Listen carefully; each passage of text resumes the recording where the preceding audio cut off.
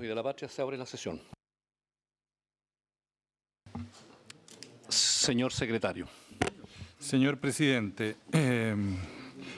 la sesión de hoy día, como ustedes muy bien saben, está convocada para continuar con el análisis de las diferencias que han surgido entre ambas corporaciones en relación con el proyecto de ley que modifica el Código Penal en lo relativo a los delitos de cohecho y soborno y otras figuras penales contenidas en el boletín 10.739-07.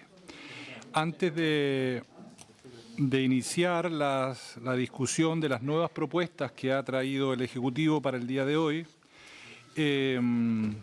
quiero recordar a sus señorías y al Ejecutivo que en la sesión pasada se aprobó una nueva redacción para un artículo 251 cuáter que establece una inhabilitación absoluta, perpetua o temporal en cualquiera de sus grados para ejercer cargos, empleo, oficio o profesiones en empresas que contraten con órganos del Estado o con empresas que tengan una participación mayoritaria o en empresas que participen en concesiones otorgadas por el Estado cuyo objeto sea la provisión de servicios de utilidad pública. Esa norma se aprobó con 2 enmiendas para agregar a continuación de la palabra órganos la expresión empresas y también para hacer referencia a no solo a empresas, sino que a asociaciones en que el Estado tenga una participación mayoritaria. Bueno, después de aprobar esa norma, se pasó a examinar las enmiendas del artículo 21 y 39 cuáter del Código Penal.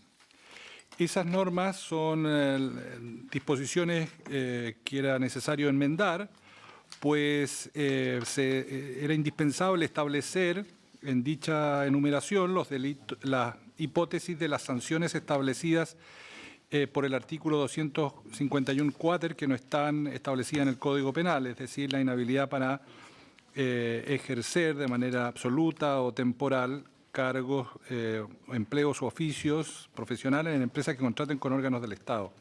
Bueno, esas disposiciones, le hemos pasado un texto a ustedes, se han hecho las enmiendas correspondientes también para hacer referencia no solo a los órganos, sino que también a las empresas del Estado y a las asociaciones.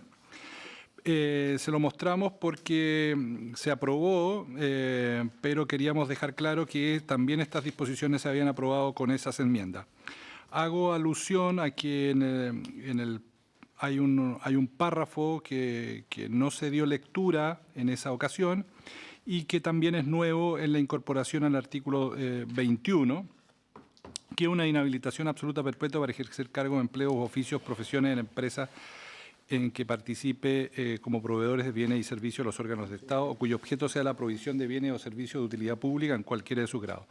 Se lo hago presente porque estuvimos viendo la cinta y queríamos dejar claro que esa era la disposición aprobada y con esas enmiendas. Eso, señor presidente, como primer punto, solo para conocimiento de sus señorías. Muy bien. Se tiene presente entonces lo señalado por la Secretaría. Sí. Si le parece que puedan pasar los asesores y todo. Muy bien. Bueno, el día de hoy hay una nueva propuesta del Ejecutivo que ustedes tienen a su disposición, que tiene como fecha 14 de agosto de 2018. 14 de agosto de 2018. Se está repartiendo junto con esa propuesta una fotocopia del Código Penal vigente, porque el Ejecutivo va a comenzar su propuesta el día de hoy proponiendo una supresión en un artículo que ustedes no han visto, que es el artículo 223. El artículo 223 sanciona la prevaricación y pone sanciones para los miembros de los tribunales de justicia, colegiados o unipersonales y los fiscales judiciales. Les impone una pena de inhabilitación absoluta perpetua para cargos u oficios públicos, derechos políticos, profesiones titulares y la de presidio o reclusión menor en cualquiera de sus grados, en 3 hipótesis. La primera, cuando a sabiendas fallar en contra de la ley expresa vigente en causa criminal o civil. Y esto es lo importante, el número 2, cuando por sí o por interpuesta persona admitan o convengan en admitir dádiva o regalo para hacer o dejar de hacer algún acto de su cargo. La primera enmienda que se propone el día de hoy por parte del Ejecutivo es suprimir el número 2 del artículo 223. Entiende la Secretaría que la lógica de esta supresión es porque la pena establecida aquí es presidio o reclusión menor en cualquiera de sus grados. O sea, puede ir de presidio menor en su grado mínimo hasta presidio menor en su grado máximo.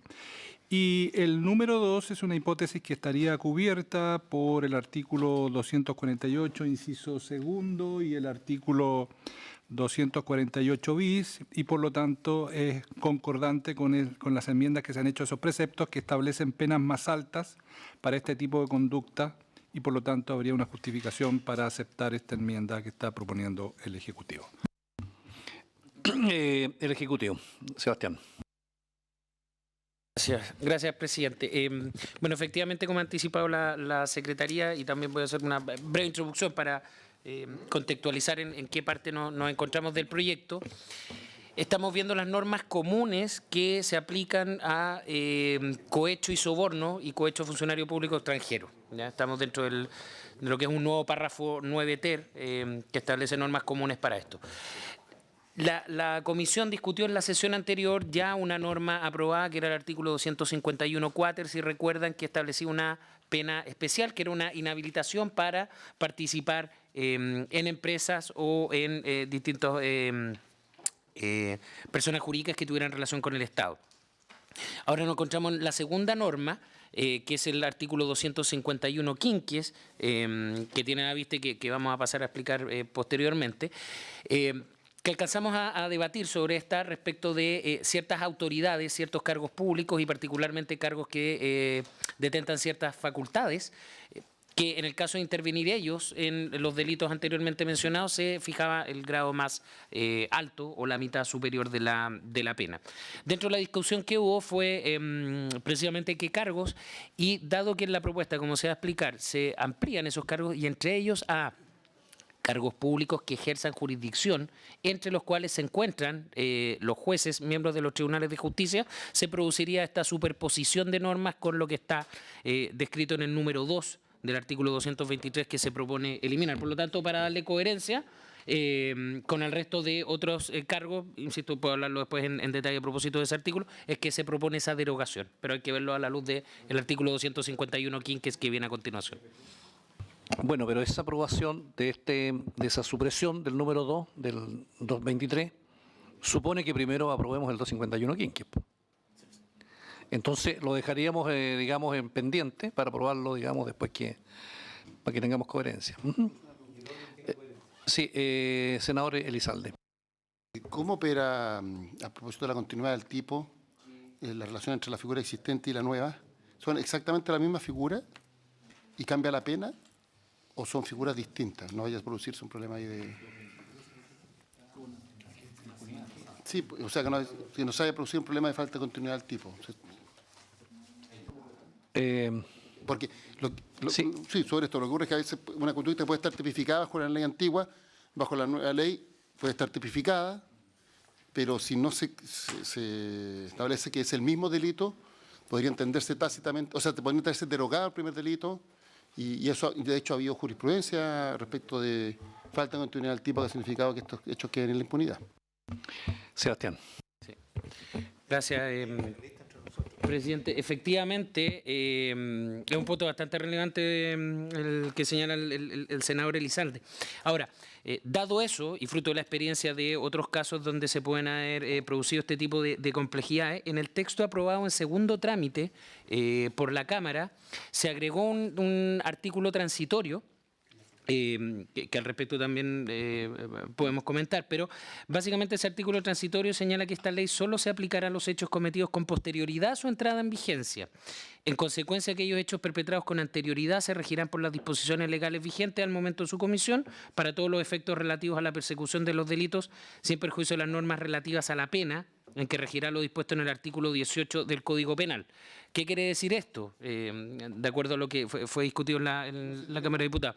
No se entiende derogado para los casos actualmente. Lo único que podría haberse beneficiado, cosa que tampoco ocurre en este proyecto, es que hubiera una modificación de pena que reduce la pena, y eso obviamente por normas constitucionales. Pero en virtud de este artículo transitorio entendemos que habría salvaguardado ese aspecto. Muy bien, señor senador, yo creo que aclarada la duda. Muy bien, señor secretario. Ha propuesto... Perdón, el diputado Silver, ¿quería decir algo, Gabriel? Le ofrezco la palabra. Discúlpeme, presidente, no hemos votado todavía el tema de la comunicabilidad, ¿no es cierto? Como me gustaría hacer un punto una vez que se vote. Como vamos a entrar al tema del elenco de las personas responsables, entonces lo solicito me ilustre al respecto. No, por lo que entiende la Secretaría, no se ha visto ese tema. No sé si el Ejecutivo quiere hacer alguna precisión. Había en la sesión anterior comunicabilidad. Perdón,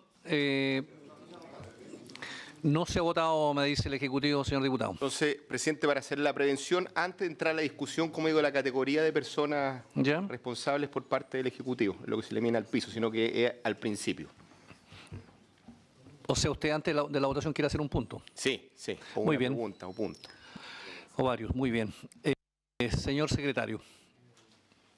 Señor presidente, en consecuencia correspondería ver el artículo 251 quinquies, la nueva redacción que ha traído el Ejecutivo para regular la aplicación de las penas en su máximo respecto de determinadas autoridades o funcionarios públicos. Dice lo siguiente: en el caso de los delitos previstos en los artículos 248, 248 bis y 249, se excluirá el mínimo o el grado mínimo de la pena señalada según corresponda respecto de todos sus responsables en los siguientes casos. 1.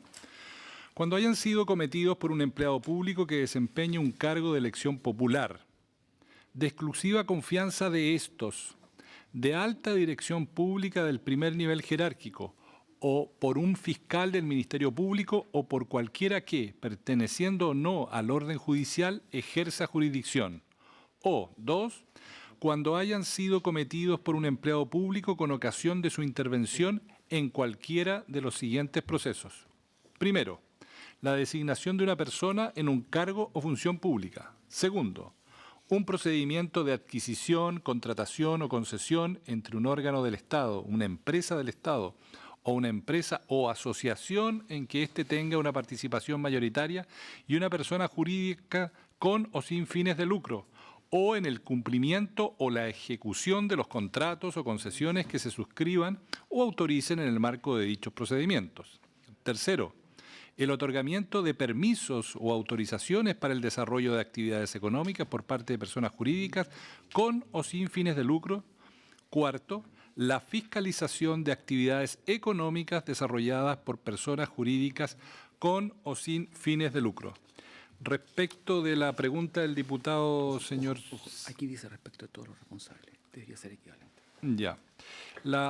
Bueno, el Ejecutivo va a explicar probablemente cada uno de las hipótesis que están previstas aquí. Respecto a la consulta del diputado señor Silver, se ha cambiado en parte la redacción del artículo 251.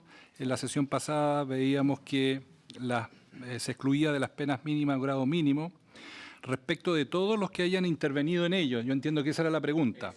Ahora, en la nueva redacción...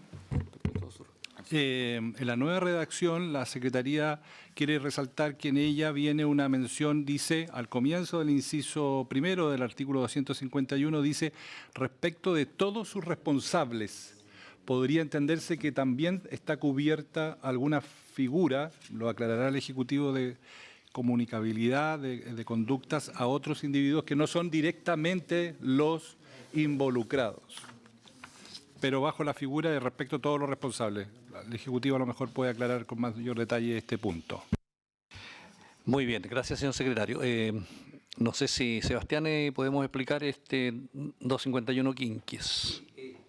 Gracias, presidente. Bueno, nos llevamos la tarea la semana pasada recogiendo los aportes, las distintas opiniones que surgieron en la comisión de cómo perfeccionar aún más esta norma. Esta es una norma, reiteramos, que tiene un carácter bastante especial y bastante simbólico, pero a la vez bastante práctico, desde el punto de vista de que está pensando en casos de gran corrupción, donde puede justamente haber una mayor dañosidad a los bienes jurídicos en juego que están detrás de la legislación que tipifica estos delitos de cohecho y de soborno.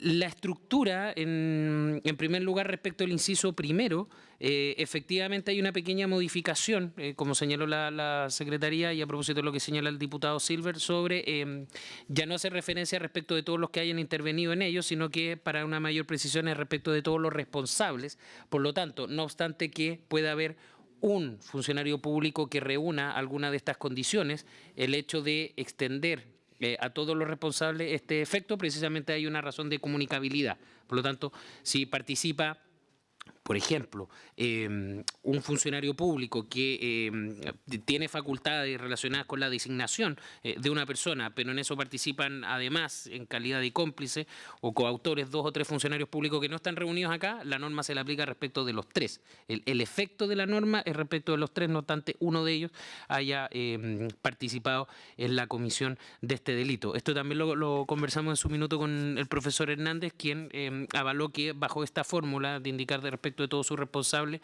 justamente lo que hay es la comunicabilidad de esta circunstancia especial para efectos, insisto, de agravar la pena. Eso en lo que dice relación con el inciso primero, el resto se mantienen en esta parte del artículo.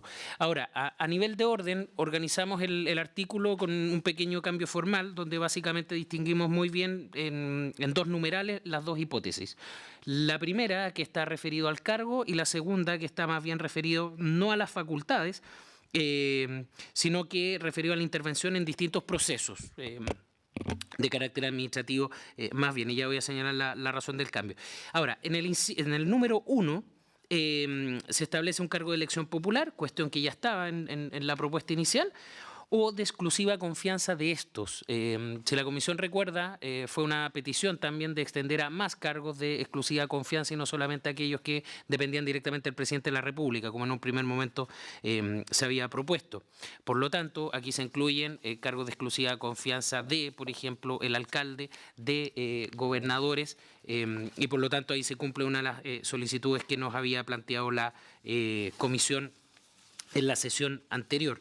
También se han extendido los cargos, se mantiene el primer nivel jerárquico de alta dirección pública que explicábamos en la sesión anterior, son más de 125 cargos que tienen este estatus en nuestro sistema, pero agregamos también relacionado con facultades jurisdiccionales y también con facultades de investigación, por un lado fiscal del Ministerio Público, dado que también obviamente detona una gran gravedad el hecho de que se estuviese implicando a un fiscal mediante un cohecho o directamente con un soborno por parte de un particular, y por cualquiera que perteneciendo o no al orden judicial ejerza jurisdicción.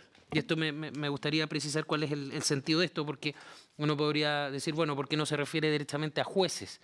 Los comprende, pero no se agota la norma ahí. De partida porque la nominación de jueces, que es lo que hace el artículo 223 número 2, que comentábamos anteriormente que se derogaba, deja fuera dentro del Poder Judicial a otros cargos que ejercen jurisdicción en determinado momento, y nos estamos refiriendo a fiscales judiciales, por ejemplo, o abogados integrantes, que justamente cuando integran sala tienen la misma facultad que el juez, por lo tanto no tendría ningún sentido solamente aplicarlo para los jueces y no para estas otras figuras. Acá hay una mezcla entre cargo y ejercicio de una de las facultades asociadas a la jurisdicción. Pero además establecemos que puedan o no estar incluidos dentro del orden judicial porque sabido es que existen tribunales que no forman parte del Poder Judicial y que también tendrían la misma fundamentación para agravar la norma.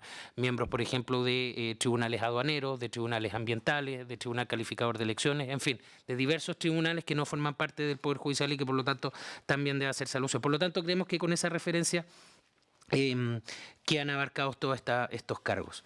Y en el número 2, presidente, acá hay un giro, pero esto también se mantenía en la propuesta inicial, que entramos a ver ya no el cargo propiamente tal, sino que participación que puedan tener dentro de otros procesos. En la propuesta de la semana pasada hablábamos que estuviese en relación, que estos delitos fueran cometidos por un empleado público en relación con el ejercicio de alguna de las siguientes facultades.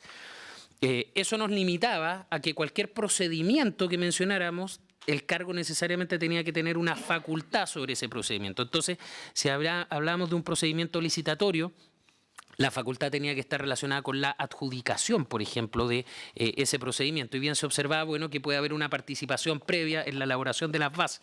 Por lo tanto, en este numeral 2, hemos cambiado esa redacción y se señala con ocasión de su intervención en cualquiera de los siguientes procesos. Y eso, obviamente, permite ampliar el ámbito de aplicación de esta norma. Lo hemos señalado, separado, perdón, en 4 numerales. En el primero se mantiene igual, que es la designación de una persona en un cargo o función pública. En el segundo, como bien señalábamos, hablamos de un procedimiento, sea de adquisición, de contratación o de concesión. Y acá traigo a colación también todo lo que se debatió a propósito de la pena especial de inhabilidad que fue aprobada. Replicamos de que sea entre un órgano del Estado, no un organismo de la administración del Estado, sino que un órgano del Estado, reconoce órganos con autonomía constitucional, una empresa del Estado, o una empresa o asociación, que eso también fue ampliado en la pena de inhabilidad, o una empresa o una asociación en que éste tenga una participación mayoritaria y una persona jurídica con o sin fines de lucro, que esto también se amplía también a petición de algunos parlamentarios de la comisión.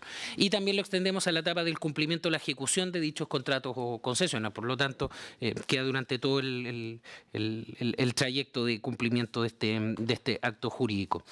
Bien, eso respecto a la causal segunda. Después, en la tercera, hablamos del otorgamiento de permisos o autorizaciones para el desarrollo de actividades económicas por parte de personas jurídicas con o sin fines de lucro.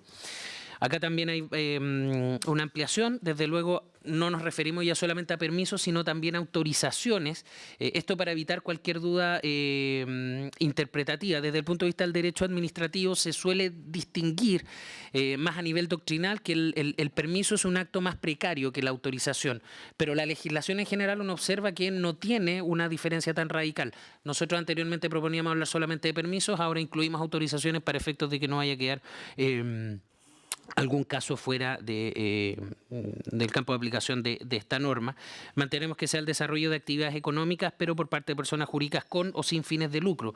Y esto es porque no necesariamente se requiere tener fines de lucro para el desarrollo de actividades económicas. Pongo el ejemplo, una fundación puede desarrollar actividades económicas, lo que no puede es lucrar y repartirse, por ejemplo, los excedentes dentro del directorio si no tiene una justificación más allá de el mero hecho de integrar el directorio de esa fundación, pero bien puede realizar actividades económicas. Por eso que no es contraproducente aludir a actividades económicas, pero independiente del fin que tenga la persona jurídica.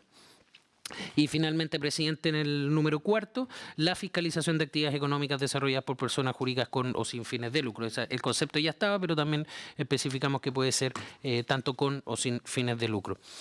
De manera, presidente, que creemos que con esta norma, luego de varias sesiones en que hemos discutido tanto respecto del sentido como respecto del alcance, creemos que se alcanza a cubrir todos los casos donde puede haber, por supuesto, injerencia de casos de corrupción relativamente graves. La norma, cada vez más difícil buscar casos que no quedarían fuera, porque precisamente, y lo hemos comentado cuando un particular, por ejemplo, intenta cometer un soborno, precisamente porque un funcionario público tiene poder para poder ejercer alguna influencia en alguno de estos procedimientos, por lo que creemos que es una norma que cumple con los fines que se han pretendido, y esto, presidente, sin perjuicio de otras normas que vamos a ver en la sesión que también agravan la responsabilidad de quienes intervienen, como por ejemplo cuando actúan 2 o más personas organizadamente. Eso, presidente. Bueno, muchas gracias. Diputado señor Silver. Después, senador Pérez. Gracias, presidente. No, por su intermedio, una reflexión y una pregunta. Todavía entiendo el sentido de la señal con esta norma de robustecer la persecución penal respecto de determinado elenco de autoridades públicas. Entiendo que hay un mandato popular de por medio. Entiendo que la señal hacia la sociedad debe ser obviamente respecto de este distingo y por eso que se elimina el piso y así efectivamente fue anunciado. Pero finalmente este criterio de la comunicabilidad en los hechos va a poner nuevamente, primero del punto de vista del ser, vale decir, del sentido de la norma, en una misma categoría de responsabilidad al chofer que al ministro. Y yo creo que el disvalor y el reproche ético es distinto.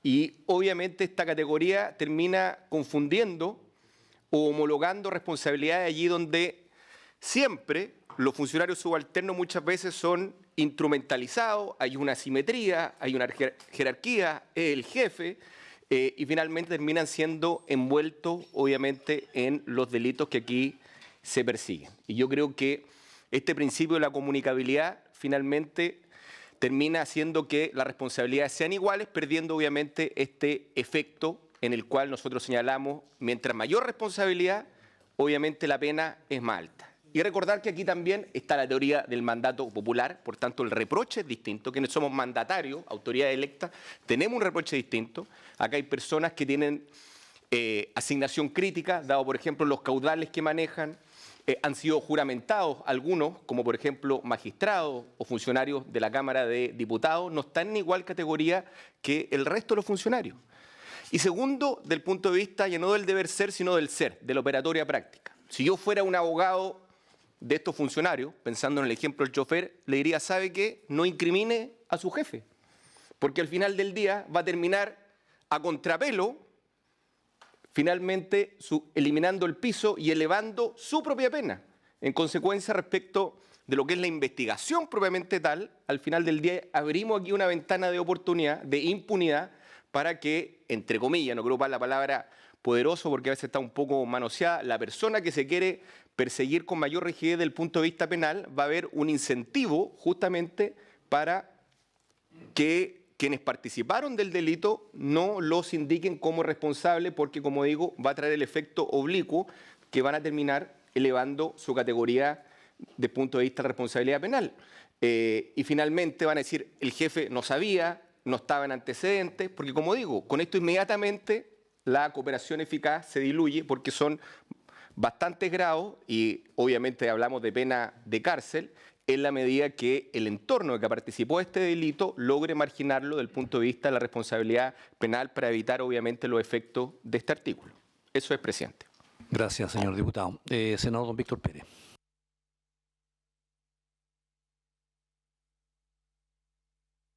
Teniendo presente que, a mi juicio, es uno de los elementos más centrales de este proyecto de ley, está sin duda perfeccionada y mejorada en aspectos muy importantes. Después me voy a referir, digamos, al tema de la comunicabilidad. Pero creo que tanto el número 1 y el número 2 dan ocasión casi el conjunto de funcionarios o de autoridades. Y aquí se incluyó el tema de la exclusiva confianza de estos, de los que son por elección popular, porque habían en la redacción anterior habían quedado fuera las personas que la ley orgánica municipalidad señala como que son de confianza al alcalde, como también la ley orgánica funciona como persona de confianza en lo que hace el futuro gobernador regional, que son determinadas por el propio ordenamiento jurídico. Así que en ese sentido quedó, a mi juicio, bastante bien acotado.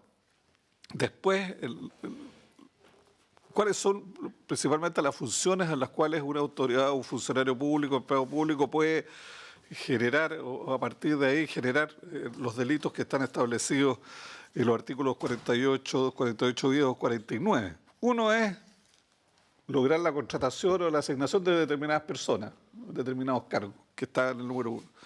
Después, todo el proceso de adquisición y contratación. Aquí se hablaba, por ejemplo, que en las prefecturas de Carabineros, creo que el senador Arbó da el ejemplo, el subprefecto administrativo es el que maneja todo el tema de los recursos de la prefectura. Bueno, en el numeral segundo, creo que en el tema de la adquisición, contratación, cae, digamos, lo que es la función de ese funcionario que, si lo hubiéramos puesto funcionario por funcionario, hubiera quedado absolutamente fuera.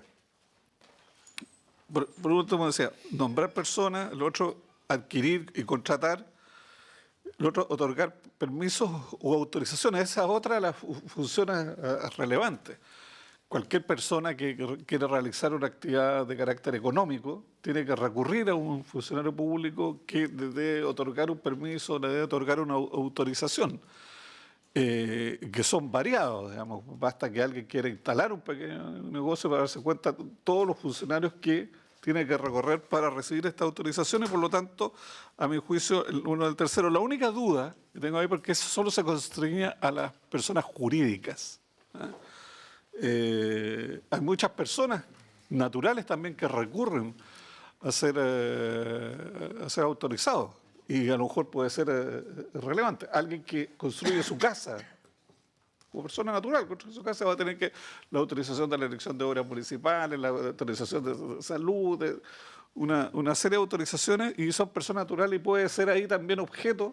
Por lo tanto, yo agregaría que sean personas jurídicas o naturales, porque tanto en el numeral 2 como en el numeral 4, porque todo lo que es el tema de fiscalización también, probablemente lo que son personas jurídicas a lo mejor tienen una magnitud mayor, una magnitud mayor en términos económicos o de la importancia o de la relevancia, pero personas también desarrollan sus actividades económicas, profesionales de manera individual como personas naturales, y creo que en eso quedaría muy amplio.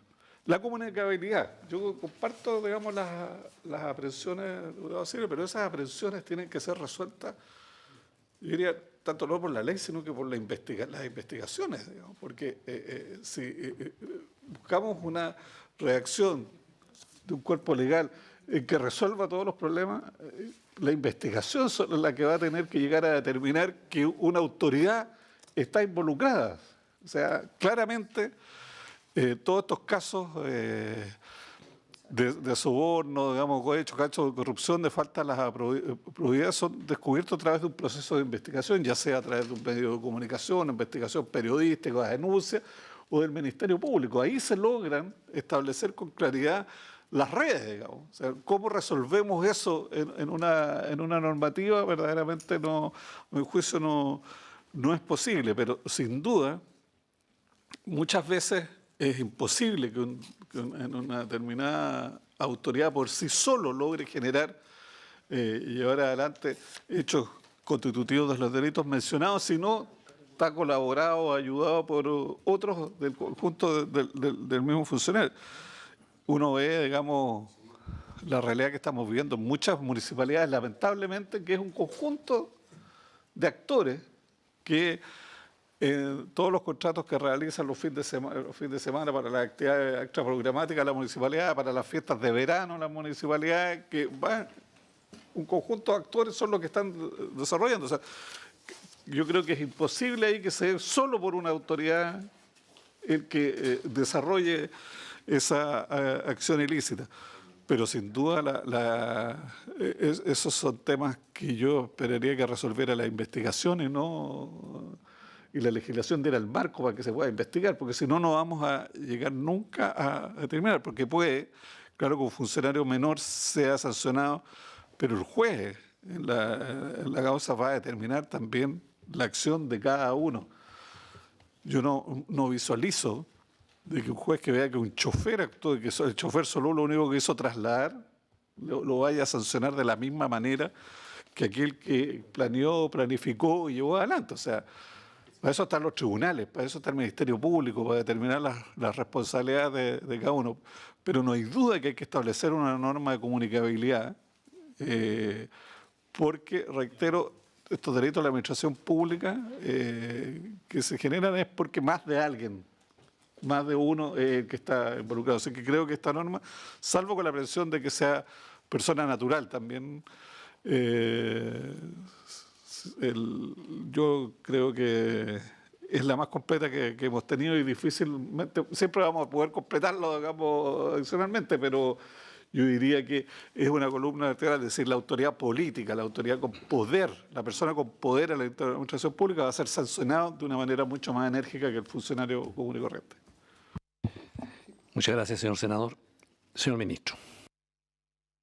Presidente, yo creo que las inquietudes que han planteado el diputado Silva y el senador Pérez son bastante razonables, porque llega un minuto en que uno entra en la duda de hasta dónde llegar en muchas de estas materias. Pero por la misma razón yo creo que al final esto es una cuestión de política criminal, o de política pública, de qué criterio vamos a tener para resolver este tipo de situaciones. Se discutió el tema de la comunicabilidad y nosotros entendimos y compartimos que no era lo mismo cualquier empleado que uno que participaba en el hecho. Y por lo tanto, si participa en el hecho, la idea es que la autoridad arrastre a ese funcionario, a pesar de que sea subalterno. Siempre va a haber dudas si acaso eso no va a producir complicaciones y no va a igualar cosas que no son iguales, porque no tienen la misma responsabilidad. Pero ciertamente las autoridades, sobre todo cuando se trata de situaciones complejas, necesitan, o probablemente para poder hacer este tipo de ilícito, necesitan o lo hacen en complicidad o con coautoría con otro. Y la manera de inhibirlo es precisamente notificar a esos otros que van a tener, ojo, van a tener la misma sanción que va a tener la autoridad, o sea, le sube su grado de responsabilidad. Probablemente va a ocurrir, como dice, y así entiendo el argumento del senador Pérez, no van a tener el mismo grado de responsabilidad en su participación, no van a ser todos coautores, probablemente van a ser cómplices o encubridores, y por lo tanto van a tener de todas maneras un grado inferior. Pero yo creo que la discusión está hecha y tenemos que tomar la decisión. Lo mismo ocurre respecto de la inquietud que levanta el senador Pérez. ¿Solamente personas jurídicas o también incluimos personas naturales? Se discutió esto la semana pasada, la sesión anterior, y nosotros entendimos que había un cierto riesgo de ampliar el abanico también hacia las personas naturales, porque eso podía ser de un nivel de apertura demasiado amplia, demasiado extensa, y por eso lo circunscribimos a las personas jurídicas, sean estas con o sin fines de lucro. Pero de nuevo, es una cuestión de política criminal. Yo lo que sugiero es simplemente que lo resolvamos. Respecto del catálogo que se ha planteado, también me atrevo a decir que es perfectible. Hemos intentado, después de varias y sucesivas conversaciones, llegar al mejor catálogo posible, pero tengo la impresión de que tenemos aquí un catálogo bastante acotado que incorpora las distintas inquietudes que se habían planteado, los distintos escenarios, las distintas posibilidades de la forma más genérica posible.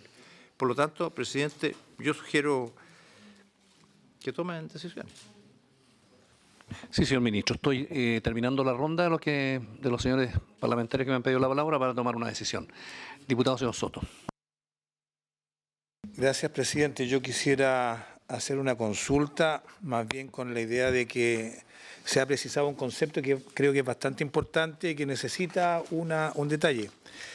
En la segunda parte de este artículo, cuando se describen varios procesos administrativos donde podría eventualmente producirse algún tipo de cohecho, se establece al inicio, en el número segundo, dice el nexo que debe reunirse entre el delito de cohecho y los procesos.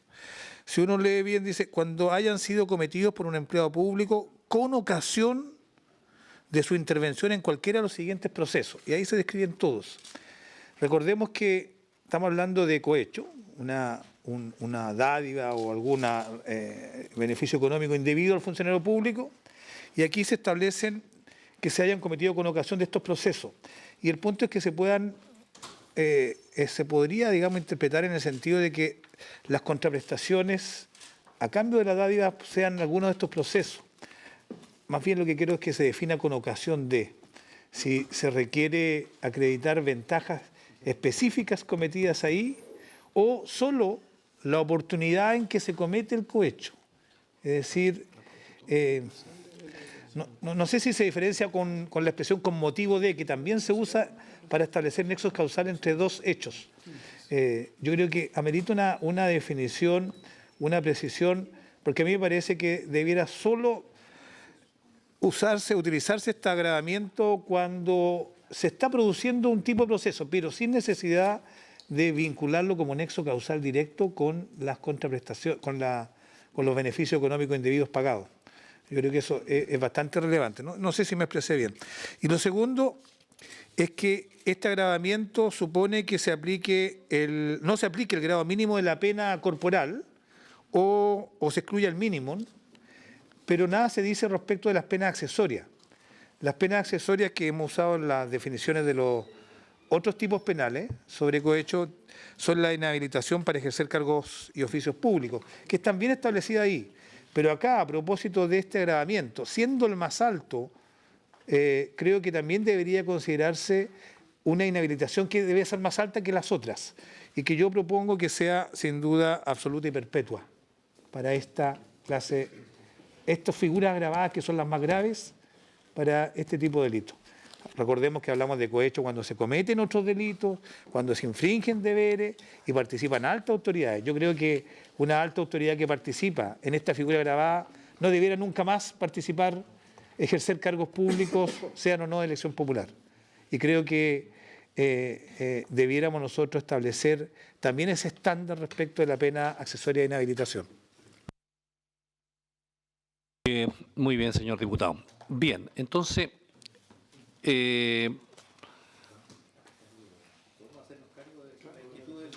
sí, por supuesto.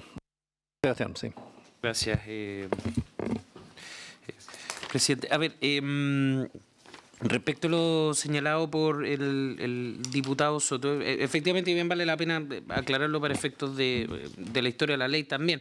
Cuando hablamos en el numeral segundo de que hayan sido cometidos por un empleado público con ocasión de su intervención,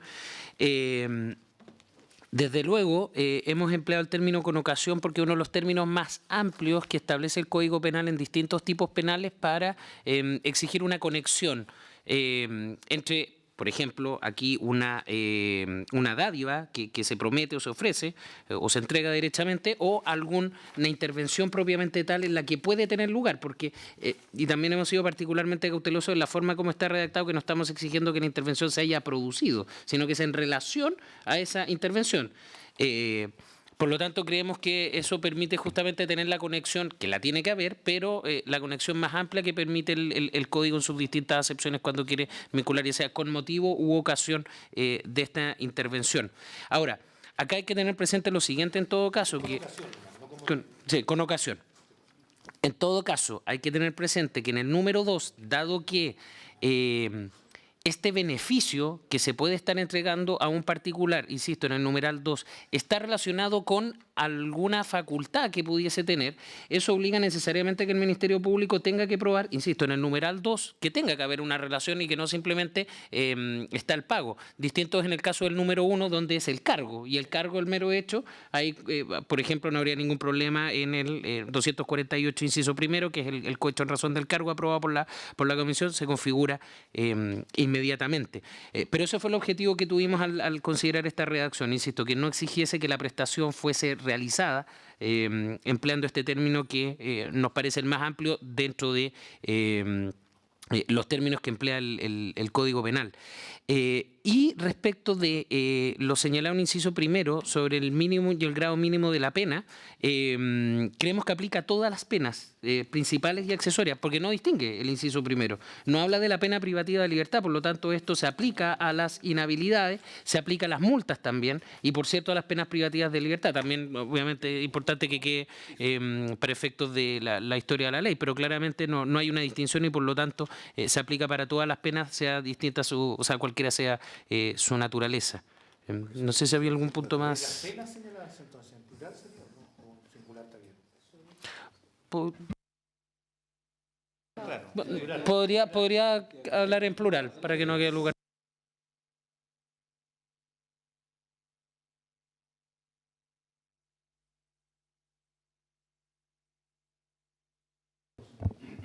Bien, ¿sería, Sebastián, eso? Sí.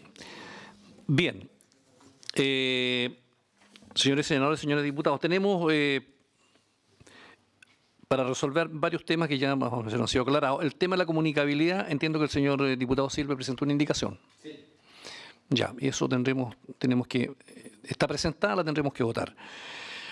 Queda pendiente el tema de las personas naturales que planteó el senador Víctor Pérez, porque que yo me sumo a su inquietud, porque yo creo que hay muchas personas naturales que hacen contratos con el Estado, fundamentalmente en ciertos ministerios y en municipalidades. Claro. Pero además, a lo mejor esto podría ser un incentivo para que algunas personas jurídicas constituyeran una empresa, digamos, por persona natural, digamos, para tener huevos en distintas canastas. Entonces creo que ese es un punto que deberíamos resolver. Entiendo que el tema de las penas quedó aclarado con el tema de colocarlo en plural. Y con ocasión de, entiendo que también, señor diputado, quedó resuelto. Entonces nos quedaría el tema de las personas naturales, senador Alemán. Simplemente sobre el tema de las personas naturales, ¿cuál sería como quien dice, la objeción a incluirlas? ¿Cuál podría, yo no visualizo cuál sería el efecto negativo de incluirlas? Sebastián. Sí, gracias. Bueno, este punto también fue tratado en la sesión anterior y voy a hacer mía también algunas palabras que comentaba el profesor Hernández, porque también hemos conversado respecto de la propuesta en torno a abrir esto a personas naturales. Lo cierto es que efectivamente uno puede encontrar algunos casos donde haya contratación, no designación de cargos, que está en el numeral primero de este número 2, sino que algún contrato con alguna persona natural, pero eso es excepcional en nuestro sistema, porque eso normalmente pasa por un procedimiento vía ley de compras públicas de adjudicación, y eso está incluido acá en lo que tiene que ver con la intervención de un funcionario público en un procedimiento de contratación o adjudicación. Ahora, uno de los casos que se mencionaba era una persona que pudiese generar el incentivo a esta norma de que constituyera individualmente una empresa. Eso es una persona jurídica y queda constituido acá. Si se constituye una empresa individual de responsabilidad limitada, es una persona jurídica y por lo tanto entra en este tipo.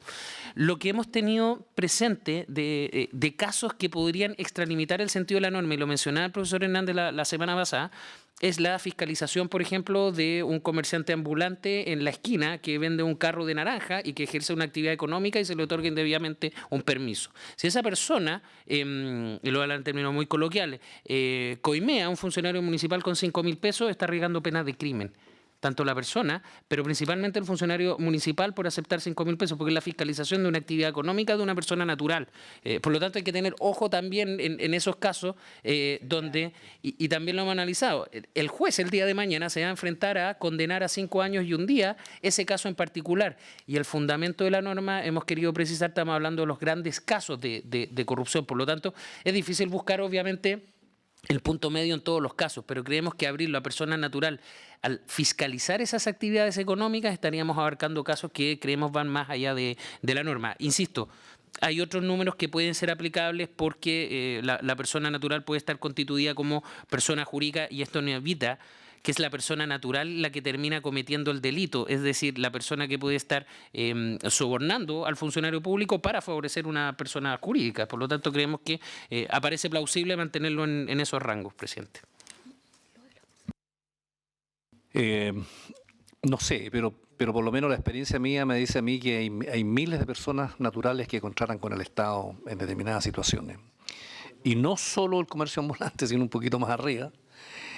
Y no sé si se podría establecer un rango de un monto sobre el cual las personas naturales pudieran quedar incluidos, sobre una determinada cantidad.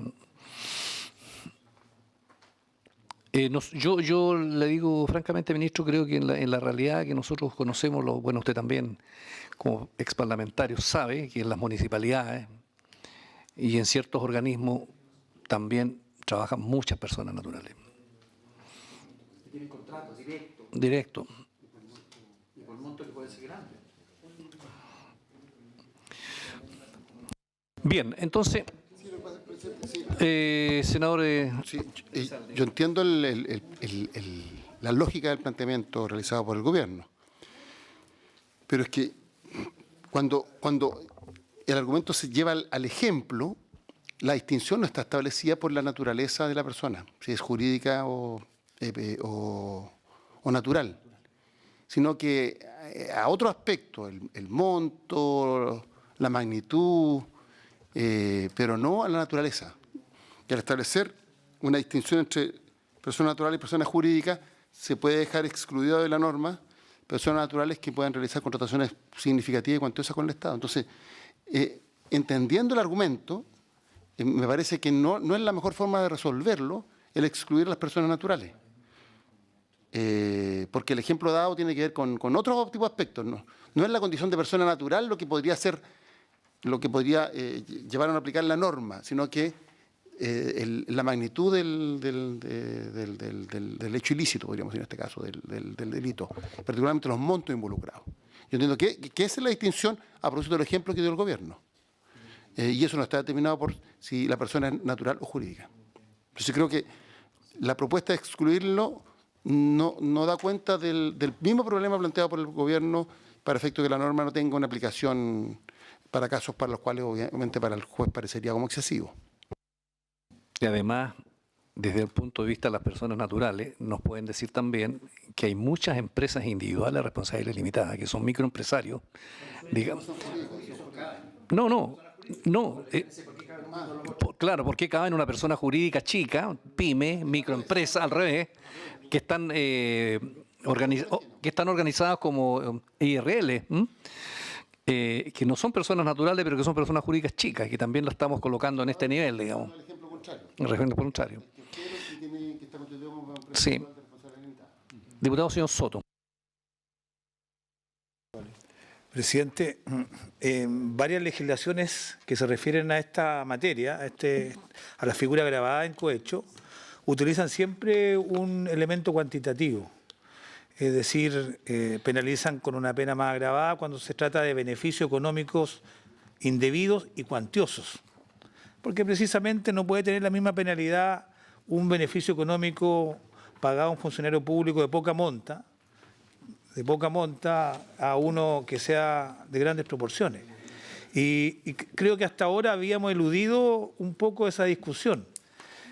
Pero cuando se hacen consultas respecto a las personas naturales y las situaciones que se pueden encontrar, uno entiende que hay personas naturales que ejecutan contratos con el Estado, licitaciones públicas, sobre 1000 UTM, que perfectamente pueden incurrir en estos tipos penales agravados.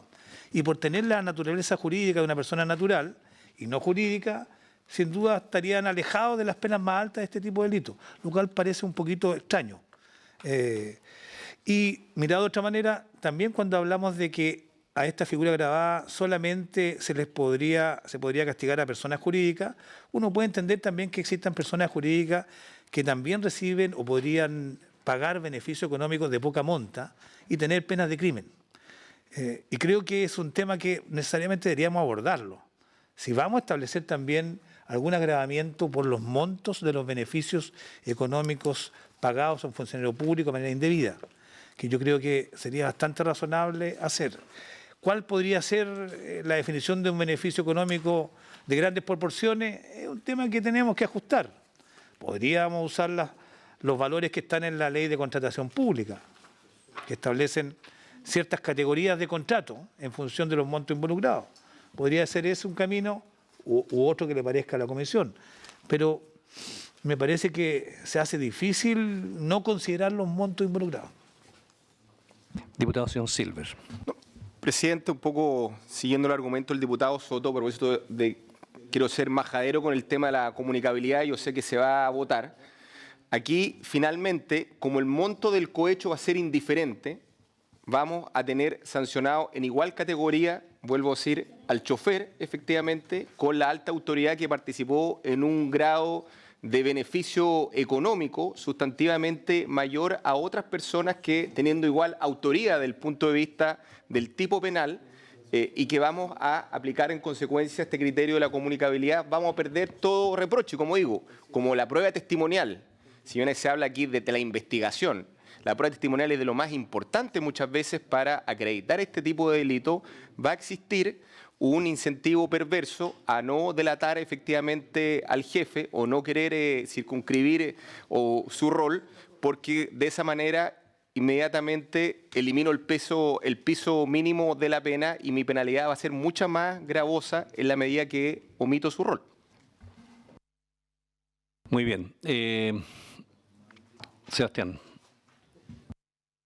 Gracias, presidente. Voy a referirme a propósito de lo último, porque es un tema que todavía está obviamente en discusión sobre la comunicabilidad respecto a este tema. A ver, de partida no perdamos de vista que acá estamos hablando de comunicabilidad de una circunstancia agravante, no una comunicabilidad del tipo penal donde tiene efectos más relevantes. Y comunicabilidad de un agravante entre funcionarios públicos, no una comunicabilidad hacia particulares.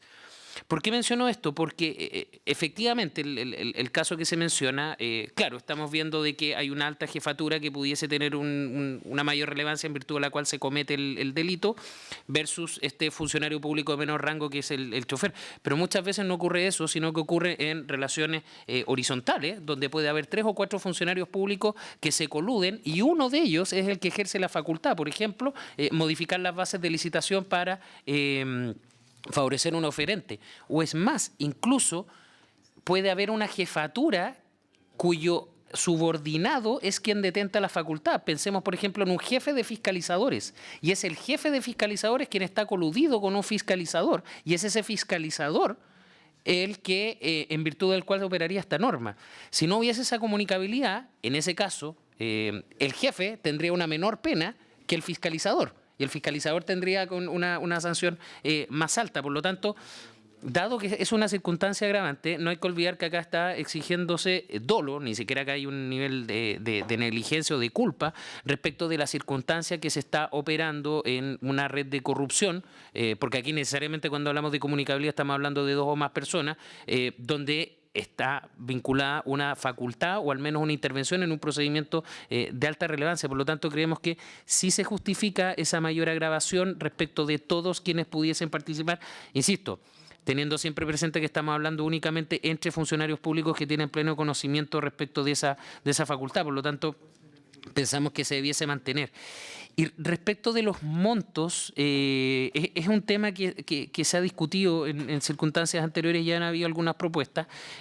Uno de los problemas que tiene asociar el cohecho al monto es que, a diferencia de la malversación de caudales públicos y de fraude al fisco, donde hay una regulación de penas precisamente de acuerdo a los montos involucrados, porque el perjuicio es un perjuicio patrimonial fiscal, aquí no hay un perjuicio patrimonial fiscal. Entonces puede haber casos en que incluso al haber mayores montos, puede ser menos lesivo desde el punto de vista de qué funcionarios y en virtud de qué facultades están siendo cohechados, por ejemplo. Entonces, ese es uno de los problemas que pudiese terminar sancionándose en base al monto, casos que son menos graves de otros que tienen un menor monto involucrado en esa coima que se puede pagar. Es una de las distorsiones que produce graduar por monto el cohecho, que es un delito de peligro desde el punto de vista del patrimonio. Bien, esa es una aclaración bastante importante. Otra duda, señor ministro, el Ejecutivo, es una duda que planteo. Aquí estamos sancionando al cohecho, ¿no? En esta pena agravada. ¿Y qué pasa con el sobornante?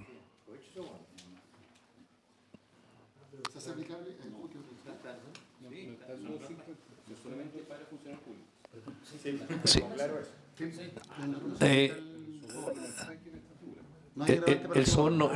El soborno no está aquí, toda esta figura. ¿Y qué pasa con el sobornante? Claro, el de la empresa que... Claro, ¿qué pasa con él? Tiene las penas vinculadas al soborno, sin perjuicio de que vamos a ver otra agravante por organización. Si hay una coordinación con ese funcionario público, va a tener la agravación por esa circunstancia agravante. Esta es una norma de determinación especial respecto de altas autoridades. Ese ha sido el fundamento siempre respecto de esta norma. Y desde un inicio se planteó cómo buscar una norma que funcionarios públicos involucrados, que tengan una alta investidura o ejerzan facultades importantes, cuando participen de esto, tuviesen una norma de determinación especial.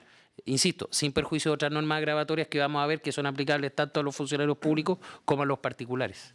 Pero digámoslo en términos de lo que la gente puede pensar. ¿Se va a ir a la cárcel el funcionario cohechado y el sobornante se va a ir a su casa o no? ¿No?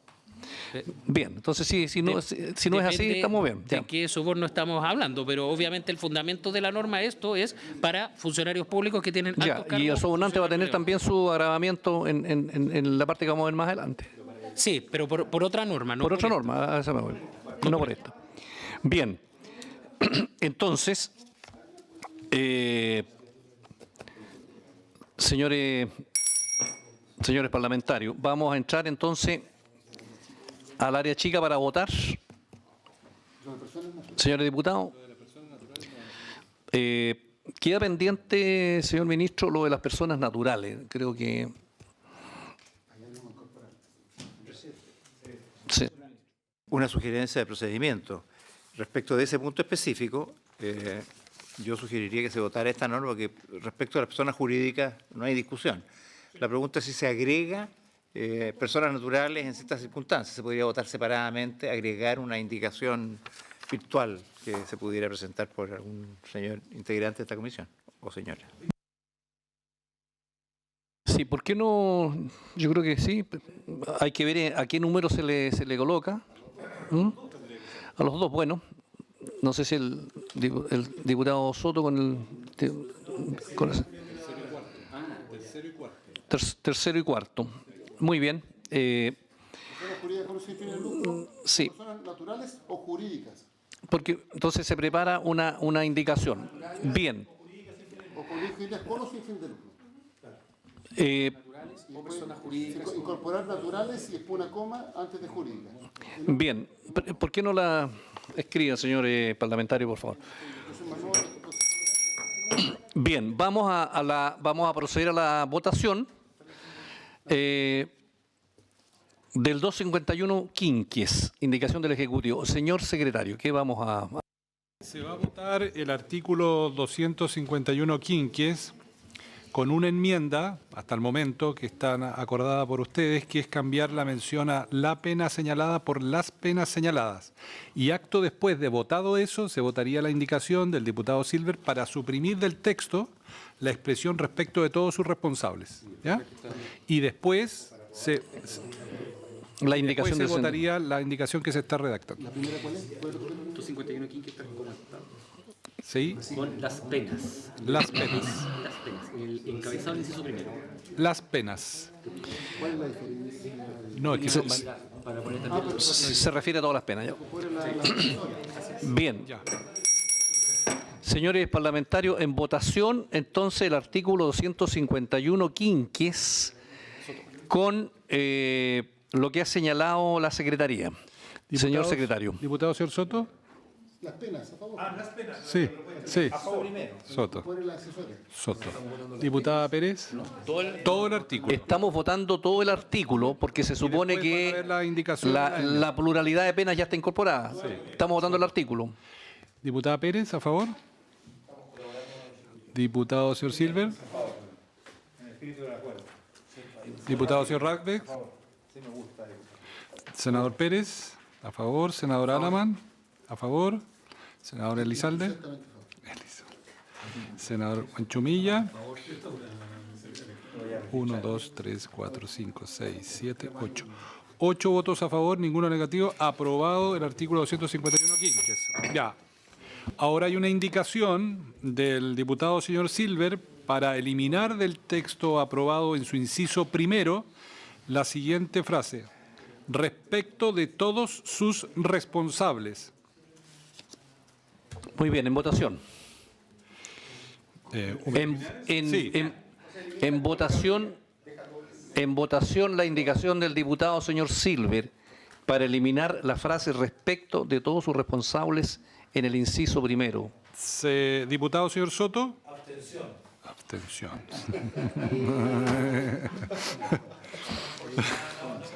Diputada señora Pérez. Pérez. Diputado señor Silver, a favor. Diputado señor Radbeck.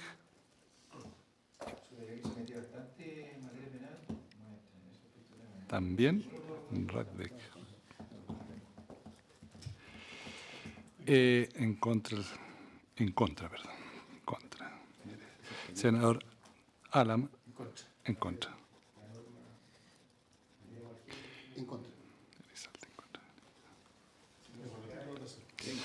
En contra. Hay 4 votos por la negativa, 3 abstenciones y 1 afirmativa. Las abstenciones influyen porque podrían llevar a un empate. Entonces hay que repetir la votación. Hago la mención de que si se repite la votación, como lo vamos a hacer ahora, las abstenciones se sumarían a la mayoría si se mantienen como abstenciones. Entonces sí, no, abstención. Diputado señor Soto. En contra. Diputada señora Pérez. Abstención. Diputado señor Silver, a favor. Diputado señor Radcliffe. Abstención. En contra, senador Pérez. En contra, senador Alaman. En contra, senador Elizalde. En contra, presidente. 1, 2, 3, 4, 5. 5 votos en contra, 2 abstenciones que se suman a la mayoría y un voto a favor. Rechazada la indicación del diputado señor Silver. Bien, ahora vendría la otra redacción que se estaba proponiendo. Presidente, lo que pasa es que en materia de personas naturales, yo quiero dar vuelta por el tema de poner algún tipo de monto, todo, así que tendría que estudiar mejor la indicación. Que se vote esto agregado en la próxima sesión. Porque no solamente incorporar a las personas naturales pura y simplemente, sino que verdaderamente establecer monto. Sí. No, pero es que puede tener una reacción compleja en cuanto a los montos, así que yo preferiría dejarlo pendiente. Senador Elizalde. Yo entiendo que hay un ánimo general de la Comisión de incorporar a las personas jurídicas, perdón, incorporar a las personas naturales, pero entendiendo la prevención que hizo el gobierno. Entonces habría que buscar una redacción, pero entiendo que la voluntad es que las personas naturales también queden sancionadas. O sea, cuando se establece... Señor ministro. ¿No? Sí, yo quería sugerir que precisamente por lo que acaba de decir el senador Elizalde, el monto, la incorporación de las personas naturales no sea de cualquier monto, que tenga un monto razonable que justifique incorporarla, porque si no podemos hacer una situación demasiado amplia o que puede resultar siendo discriminatoria o absurda. Estamos hablando de crímenes. Entonces, yo sugiero que se redacte una indicación en propiedad por el senador Pérez y quienes les parezca y se vote en una sesión siguiente, o se alcanzan a hacer hoy día, pero que se piense bien la incorporación de las personas naturales en actividades o por montos que tengan un mínimo que se pueda considerar razonable y que justifique, digamos, ese tipo de sanción. Bien, entonces, para claridad de la comisión, el artículo 251 quinquis está aprobado por la comisión y dejamos abierta la posibilidad de hacer una rectificación mediante una indicación que votaremos la próxima sesión, que será presentada. Muy bien. Señor secretario. Señor presidente, ¿entiende ahora la Secretaría que aprobado el artículo 251 quinquies habría que ver el 223? En plural Sí, en plural, las penas. No, el 223. Sí, que había quedado pendiente por la explicación que dio el Ejecutivo. Muy bien. Entonces, bien. Votaríamos la primera indicación de la hoja número 1, que está arriba, la supresión del numeral 2 del 223. ¿El Ejecutivo? ¿Sí? Sebastián, ¿eso es? Muy bien. En votación, señor secretario. ¿Qué se vota? Se está proponiendo la supresión del numeral 2 del artículo 223 del Código Penal. Dale lectura, por favor, de lo que se suprime. Artículo 123. Los miembros de los tribunales de justicia colegiados o unipersonales y los fiscales judiciales sufrirán las penas de inhabilitación absoluta perpetua para cargos y oficios públicos, derechos políticos y profesiones titulares y la de presidio o reclusiones menores en cualquiera de sus grados. Segundo, cuando por sí o por interpuesta persona admitan o convengan en admitir dádiva o regalo por hacer o dejar de hacer algún acto de su cargo. Eso se está... Frase o oración que leyó el abogado ayudante, lo que se está suprimiendo del artículo 223, el numeral 2. Muy bien, en votación. Diputado señor Soto. A favor de la eliminación. Sí. Diputada señora Pérez. Diputado señor Silver. A favor. Diputado señor Radbeck. Senador señor Pérez. A favor. Senador Alaman a favor. Senador Elizalde a favor. Presidente. A favor. 1, 2, 3, 4, 5, 6, 7, 8. 8 votos a favor, ninguno por la negativa. Aprobada la supresión del número 2 del artículo 223. Señor presidente, como consecuencia de la aprobación del artículo 251 quinquies y de las normas que vienen a continuación, habría que dar por aprobado una frase que antecede a estos artículos, que es la incorporación en el título quinto del libro segundo, a continuación de los artículos 251 ter, el párrafo noveno, el noveno ter, denominado noveno ter, normas comunes a los párrafos anteriores, y los siguientes artículos 241 quater, 241 quinque y 251 sexi, en los que integran. Esa referencia de nuevas normas comunes habría que aprobarla también. Si les parece, por unanimidad, porque es una adecuación formal. Ya. Muy bien, ¿les parece? Aprobado entonces con la anterior, 8 votos a favor, ninguno en negativa. Correspondería ir al artículo, presidente, 251 sexies. Muy bien. Le doy lectura. Señor secretario. Sí. No será constitutivo de los delitos contemplados en los artículos 248, 250, inciso segundo y tercero, y 251 bis, aceptar, dar u ofrecer donativos oficiales o protocolares o aquellos de escaso valor económico que autoriza la costumbre como manifestaciones de cortesía y buena educación. Bien, si le parece, muy bien, estamos... Quería proponer una precisión. Respecto del artículo 251 bis. El abogado ayudante va a hacer la precisión. Perdón, Sebastián, vamos primero, la Secretaría quiere hacer alguna precisión. El punto es el siguiente. La referencia al artículo 248 se refiere al cohecho como nueva figura base que aprobamos en sesiones anteriores, relativo a el cohecho de mera actividad, y también está el cohecho a cambio de una actividad del funcionario público realizada dentro del marco del ejercicio de sus funciones. ¿Ya? El 250, inciso segundo, es la referencia espejo a esto, pero desde el punto de vista del sobornante. Y el tercero también. El problema que tenemos como Secretaría es que la referencia es al 251 bis, es al funcionario público extranjero. Y en el caso del funcionario público extranjero se confunden el caso del funcionario público, el soborno para el funcionario público extranjero para que haga o deje de hacer alguna actividad de su función o para que incumpla sus obligaciones. Y respecto al segundo, para que incumpla sus obligaciones, parece no ser apropiada esta excepción. Y no está aquí especificado, no se dice, no hay distinción. Muy bien, ahora sí, Sebastián. Sí, presidente, gracias.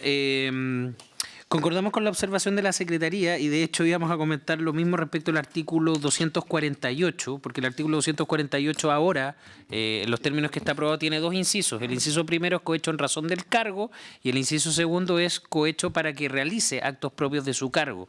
Por lo tanto, en el artículo 248 debiese precisarse que es en el inciso primero, porque obviamente no corresponde aún...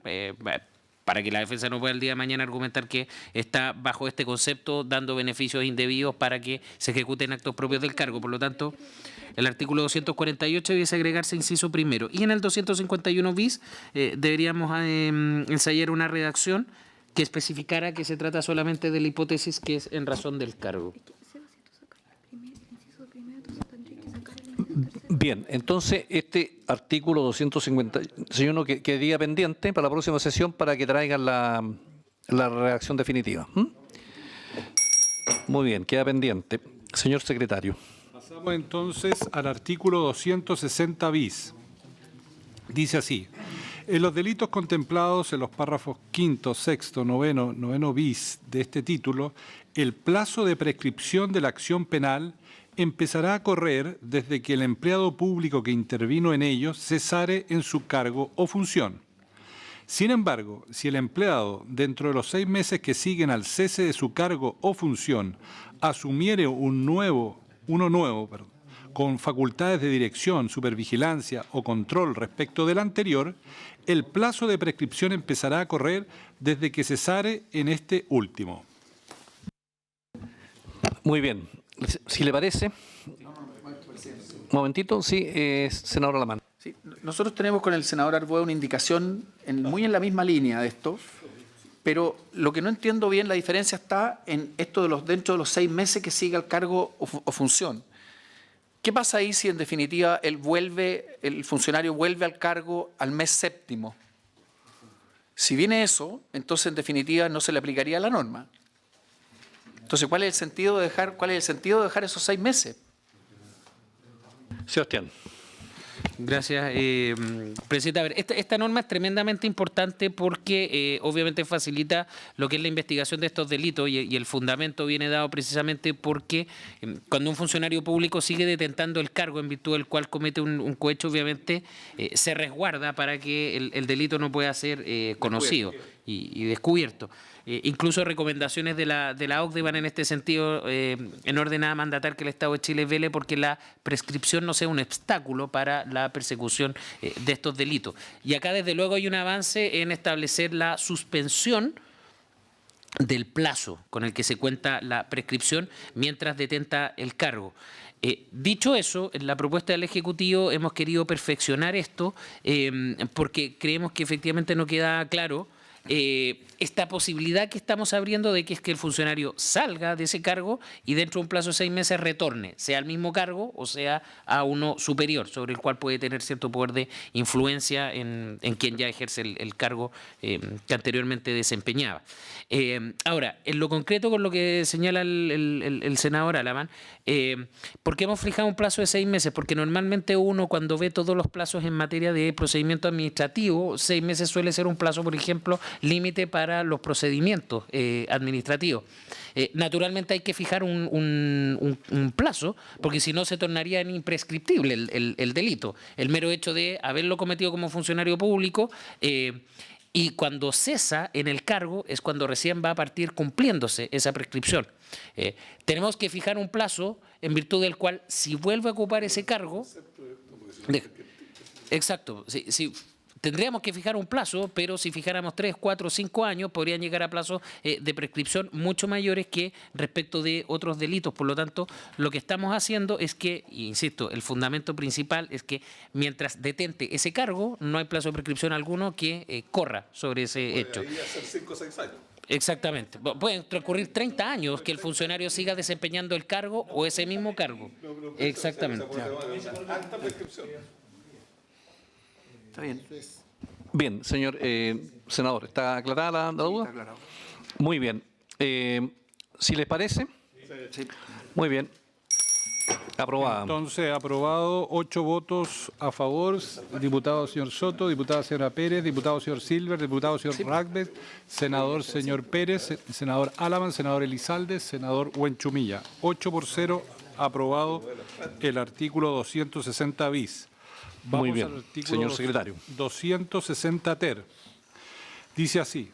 Será circunstancia agravante de los delitos contemplados en los párrafos 5º, 6º, 9º y 9º bis el hecho de que los responsables hayan actuado formando parte de una agrupación u organización de 2 o más personas destinada a cometer dichos hechos punibles, siempre que ésta o aquella no constituyere una asociación ilícita de que trata el párrafo 10 del título 6º del libro 2º.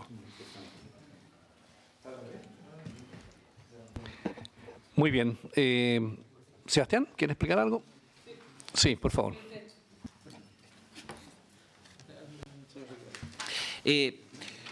Destacar que bueno han surgido diversas propuestas respecto a circunstancias que agraven la responsabilidad cuando, en términos generales, podríamos hablar, hay una red de corrupción relativamente organizada. Aquí estamos replicando lo que ya fue aprobado, por ejemplo, a propósito de la Ley 20.931 de Agenda Corta, que establece lo mismo respecto a los delitos contra la propiedad. La ventaja que tiene ello es que, por una parte, ya es una norma que está en aplicación, insisto, respecto a delitos contra la propiedad, y la ventaja que tiene, desde luego, es que no requiere probar el estándar que exige la asociación ilícita. Pero bien por eso vale la aclaración al final de que dice siempre que esta o aquella no constituyere una asociación ilícita. O sea, esta agravante no impide que si en los hechos se puede llegar a acreditar una asociación ilícita, obviamente se impute por esos cargos, además del delito de cohecho. Eso es, presidente. Diputado señor Soto. Presidente, solamente dejar constancia que el Ejecutivo siguió una indicación que habíamos presentado, entiendo que con Catalina, con Gabriel Silver, en el mismo sentido, toda vez que, dada la complejidad de del funcionamiento de la administración del Estado, hoy día cada vez es más infrecuente que este tipo de delito lo cometa una sola persona aislada. Necesariamente se concerta con otras para poder constituir a veces con permanencia una red de corrupción. Y creo que lo hemos visto, digamos, en tiempos bastante recientes, lo que es el fraude en carabineros y otros más que se están investigando. Consecuencia, esta indicación que preparamos recoge como circunstancia agravante cuando los delitos los cometen formando parte de una agrupación u organización. Supone permanencia en el tiempo, supone una cierta complejidad en el desarrollo de este delito que creo que amerita una sanción mayor. Por supuesto, lo vamos a apoyar. Muy bien. Si le parece, señores senadores, señores diputados. Presidente, perdón. Es que Eh, el diputado señor Soto está hablando de una que no tenemos. Parece que la retiramos en algún momento. Confiando en que el Ejecutivo voy a hacer una buena propuesta. no, el señor diputado Soto está haciendo presente la autoría simplemente intelectual del tema. Sí, sí, ya, muy bien. Si le parece, aprobado entonces el... 8 por 0 aprobado entonces el artículo 260 ter. Diputado señor Soto, diputada señora Pérez, diputado señor Silver, diputado señor Radcliffe, senador Pérez, senador Alaman, senador Elizalde y senador Huenchumilla. Sí. Bien, vamos ahora al artículo 264. Dice así: será circunstancia atenuante de responsabilidad penal de los delitos contemplados en los párrafos 5º, 6º, 9º y 9º bis, la cooperación eficaz que conduzca al esclarecimiento de los hechos investigados o permita la identificación de sus responsables, o sirva para prevenir o impedir la perpetración o consumación de estos delitos. En estos casos, el tribunal podrá reducir la pena hasta en 2 grados. Se entiende por cooperación eficaz el suministro de datos o informaciones precisos, verídicos y comprobables que contribuyan necesariamente a los fines señalados en el inciso anterior. El Ministerio Público deberá expresar en la formalización de la investigación o en su escrito de acusación si la cooperación prestada por el imputado ha sido eficaz a los fines señalados en el inciso primero. La reducción de pena se determinará con posterioridad a la individualización de la sanción penal según las circunstancias atenuantes o agravantes comunes que concurran, o de su compensación de acuerdo con las reglas generales. Muy bien, Sebastián. Gracias, presidente. A ver, bueno, desde luego esto también es un tema que ya ha sido anticipado y han habido también propuestas en este sentido, y de hecho también el diputado Soto había presentado una... claro, entonces, junto a los diputados Silver y la diputada Pérez, una norma similar. Quiero explicar primero el sentido de una herramienta como esta y segundo por qué la redacción. La cooperación eficaz no es una figura extraña que hay en el ordenamiento cuando se presume que hay criminalidad organizada. Particularmente uno la puede encontrar tanto como una disminución de la responsabilidad, que es como la estamos proponiendo acá, o como una eximente de responsabilidad. En los casos que se disminuye como una circunstancia atenuante especial, está en la ley de conductas terroristas, está en el tráfico y trata de inmigrantes en el Código Penal, está en el artículo 22 de la ley 20.000, en la ley de droga, o en el delito de lavado de activos, pero también opera como excepción de la responsabilidad penal, particularmente en los casos de asociación ilícita en el mismo Código Penal y en los casos de colusión como un delito que atenta frente a la libre competencia. Hemos propuesto no considerarla como una excepción, particularmente porque acá puede haber una figura, por ejemplo, simplemente en que opera un particular y un funcionario público, y el hecho de premiarlo con esta herramienta significaría que el 50% de la red delictiva queda impune. Y parece ser demasiado ese efecto, que insisto, está solamente hoy contemplado en 2 casos que son en delitos de colusión y en asociación ilícita. Por lo tanto, hemos preferido mantener la estructura de una rebaja de pena y en particular la redacción tampoco es nueva, en el sentido que tampoco queremos innovar, porque cuando uno ve esta figura de cooperación eficaz, suele tener distintas regulaciones en cada uno de estos casos. Y una de las críticas que se hace al sistema penal chileno que no tiene una regulación sistémica de la cooperación eficaz. No queremos innovar con un octavo caso, con una regulación nueva de cooperación eficaz, y hemos preferido optar por la figura que está redactada en términos muy similares a lo que es la ley 20.000 sobre tráfico ilícito de estupefacientes, particularmente el artículo 22. Hay un criterio bastante aceptado de jurisprudencialmente de qué se entiende por estos requisitos. En el inciso segundo se exige que debe suministrar información o datos precisos, verídicos y comprobables que contribuyan necesariamente a los fines que están señalados en el artículo anterior, que son los delitos, estos mismos delitos u otros similares. Y establecemos que, insisto, igual que en la ley de droga, el Ministerio Público debe expresar en la formalización o en la acusación, porque si no se establece eso, es posible que la defensa alegue de que prestó colaboración el imputado, el Ministerio Público no reconoce esa colaboración y eventualmente la defensa en un juicio la alega y la concede el juez. Por lo tanto, creemos que debiese mantenerse el criterio de que el Ministerio Público debe, como una condición previa, reconocerla, cuestión que igual obliga a que sea debatida y que el juez puede considerarlo o no. Por lo tanto, insistimos, creemos que la regulación no genera dudas interpretativas al ya tener el criterio sentado en la ley de drogas, presidente. Muy bien. ¿Alguna observación, alguna petición, diputado señor Soto? Presidente, dos dudas más bien. En cuanto a las fines...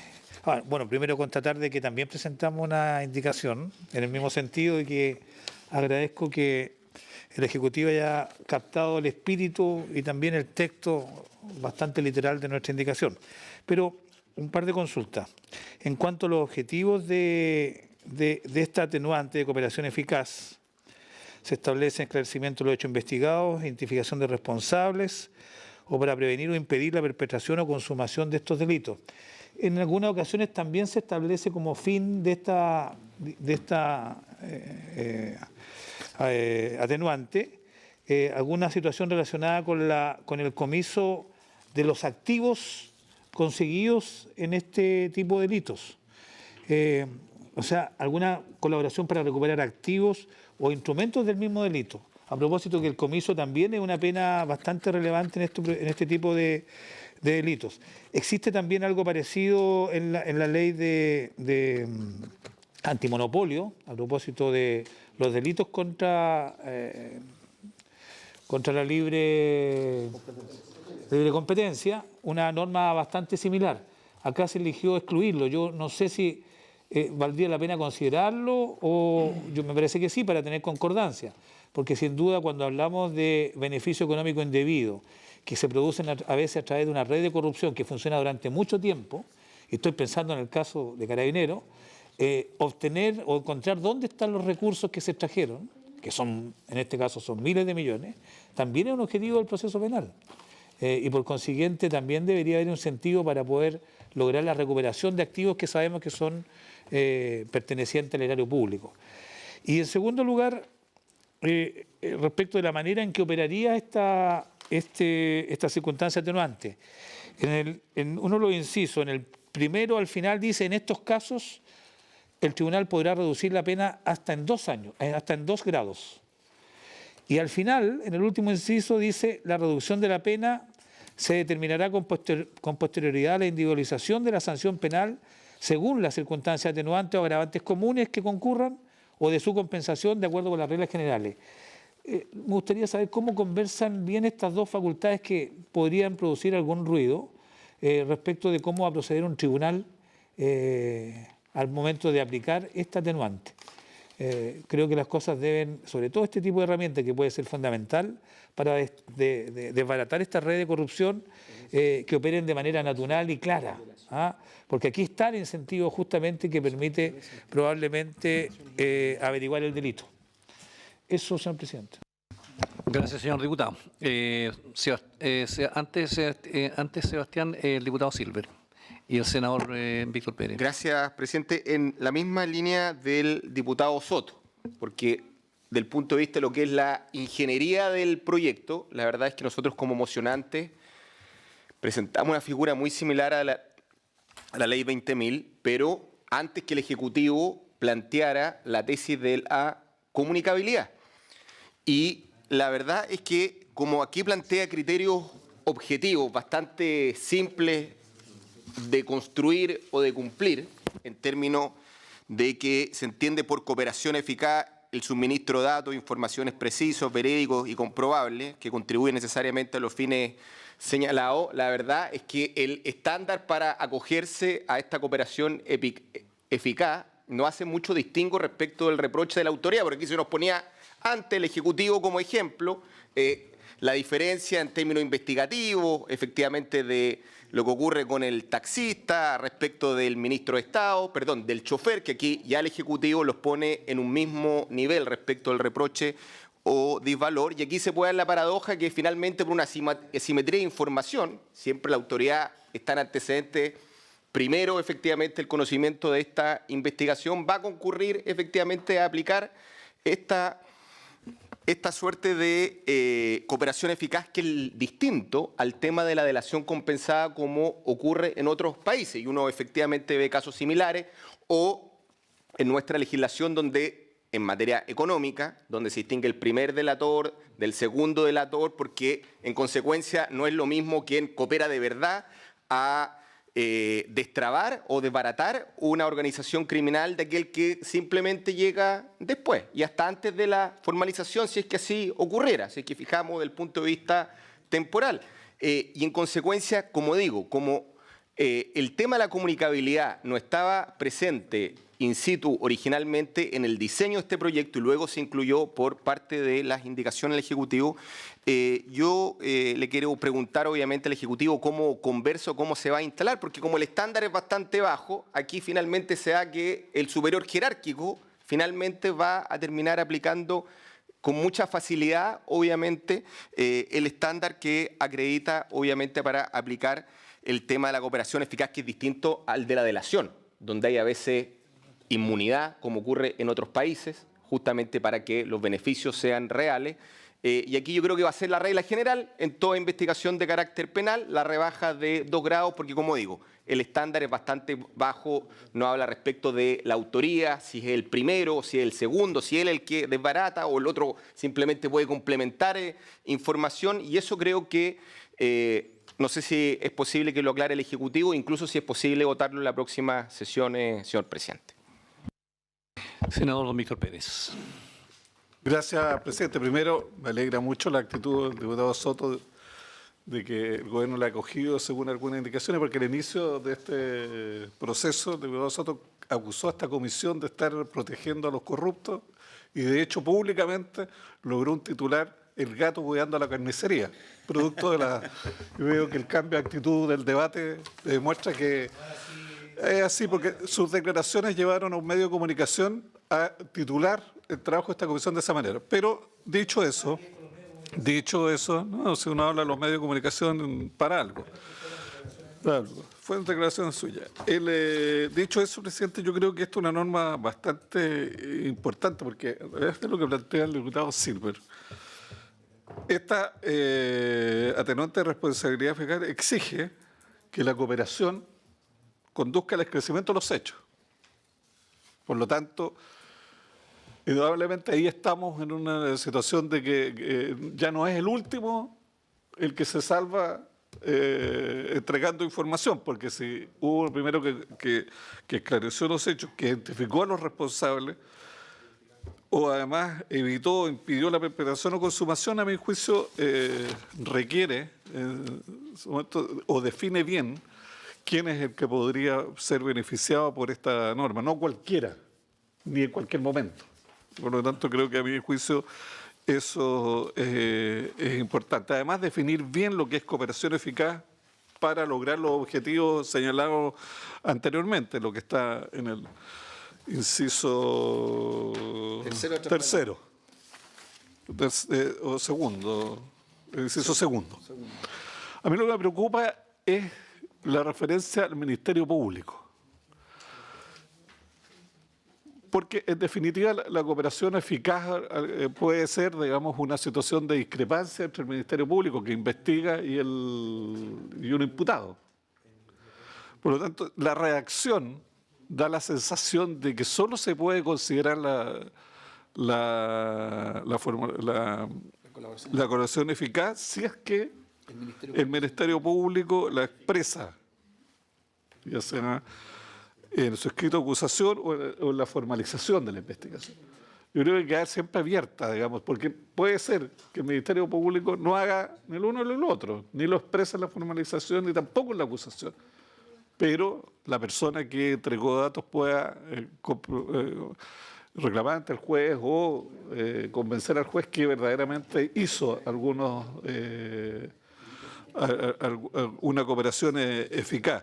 A mí me queda la duda de que si tal como está redactado este inciso tercero, un juez no podría verificar la cooperación eficaz si es que no está expresada por el Ministerio Público. Y eso me parece algo peligroso.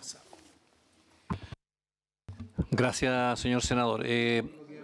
Senador Elizalde.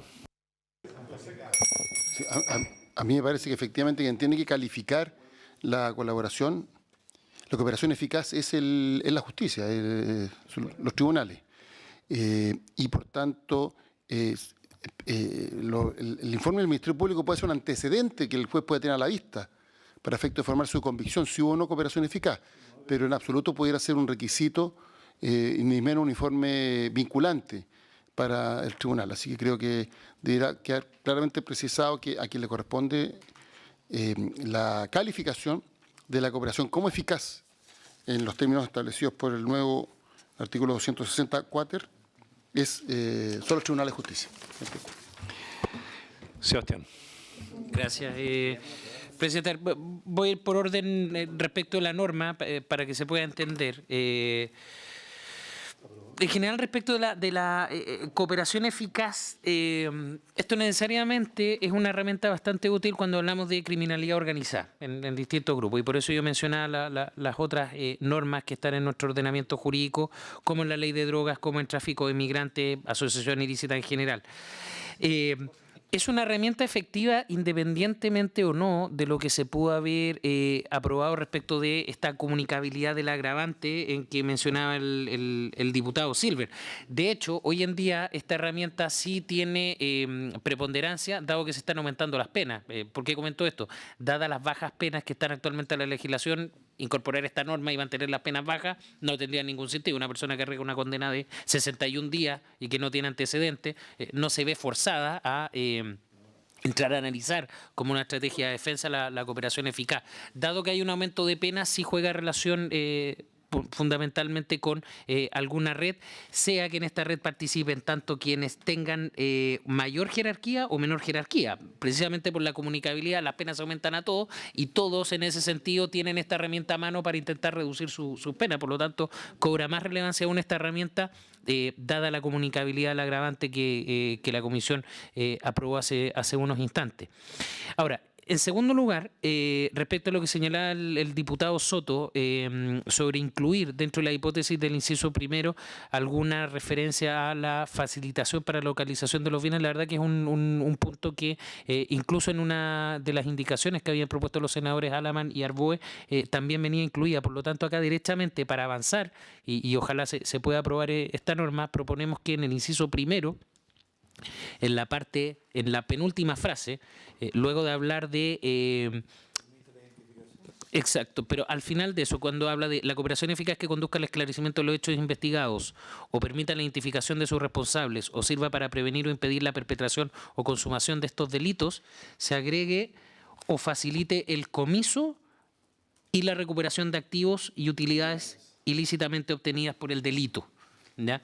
Esto está, insisto, también en la propuesta, la indicación de los senadores, sobre todo porque cobra más relevancia también el comiso en estos delitos, como hemos visto. Por lo tanto, creemos que efectivamente hay un buen espacio para poder ampliar a esa hipótesis.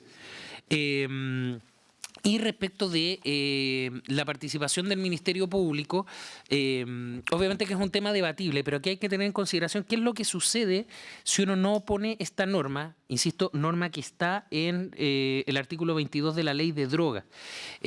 Cuando no está esta norma, lo que hace un imputado, por ejemplo, es declarar en la etapa investigativa previa, luego va a juicio o presta en el juicio oral una declaración cuando ya la investigación, después de años, se ha realizado, insisto, en crimen organizado, declara en juicio oral, no aporta nada en esa declaración e igual la defensa pide que se reconozca la cooperación eficaz y, ojo, con un efecto importante que es una rebaja de hasta 2 grados.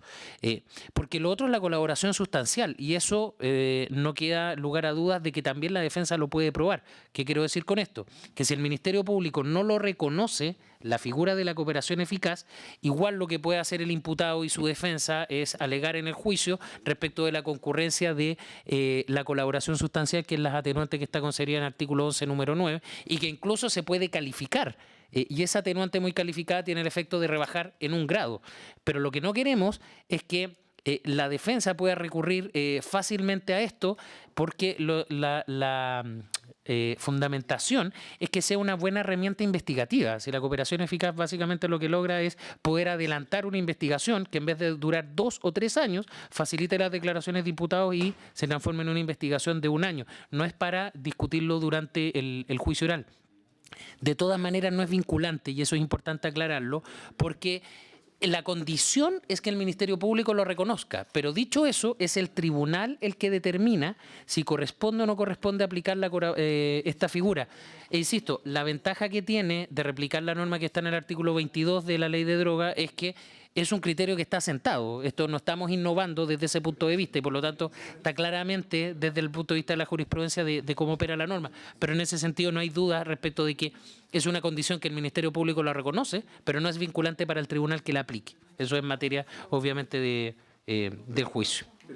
Senador Alamán. Pero si el Ministerio Público no lo reconoce, entonces no tiene ninguna posibilidad, aunque haya prestado una colaboración efectiva y lo pudiera demostrar. Exacto, tendría que pelear la colaboración sustancial, que es la agravante que está, perdón, la atenuante que está establecida. Exacto. Bueno, entendemos que quien califica si se ha cooperado con la investigación es el fiscal que lleva adelante la investigación. Porque si el fiscal entiende que lo que ha dicho este caballero no le ha servido para nada, malamente puede, ¿no es cierto?, señalarlo en el escrito de formalización, digamos. Naturalmente, pero quien lleva adelante la investigación, quien le sirvió es el fiscal. No obsta la regla general atenuante, sino que lo importante es la clarificación que ha hecho el Ejecutivo, porque si el fiscal señala que hubo colaboración eficaz, esto obviamente debe ser calificado finalmente por el juez. Si el fiscal dice que no hubo colaboración eficaz, el juez no puede calificar que hubo colaboración eficaz, pero se podría aplicar la colaboración sustancial como regla general de atenuante. Ese es el sentido. Perfecto. Queda clara la explicación. Una última cosa, señor ministro. A mí me hace ruido de todas maneras el tema de la comunicabilidad que señalaba el diputado señor Silver en relación con la posibilidad de que la cooperación eficaz la presente el jefe y se acoja a la presentación. Entonces vamos a tener al jefe con 2 grados menos y al subordinado simplemente sin ninguna posibilidad de cooperar eficazmente. Si ya colaboró el jefe, el subordinado queda sin nada, digamos. Entonces vamos a aplicarle una pena de menos 2 grados al jefe y una pena más alta, digamos, al subordinado. Entonces, como no estamos en condiciones en este minuto de votar y ya estamos terminando el tiempo, quedaría esto pendiente para darle una vuelta y por haberse cumplido el objeto de la sesión se